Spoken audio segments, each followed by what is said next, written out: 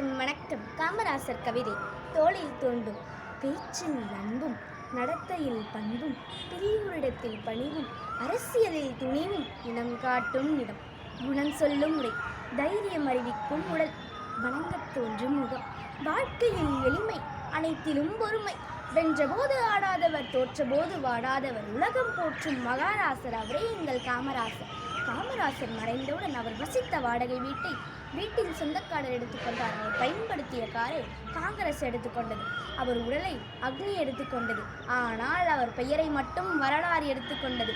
தங்கமே, தன் பொதிகை சாரலே, தன்னிலவே, சிங்கமே என்று சீராட்ட சொந்தமென்று ஏதுமில்லை, துணையிற்கு மங்கை இல்லை, தூயமணி மண்டபங்கள் தோட்டங்கள் ஏதுமில்லை, ஆண்டிக்கையில் போர்டு இருக்கும், அதுவும் உனக்கு இல்லையே.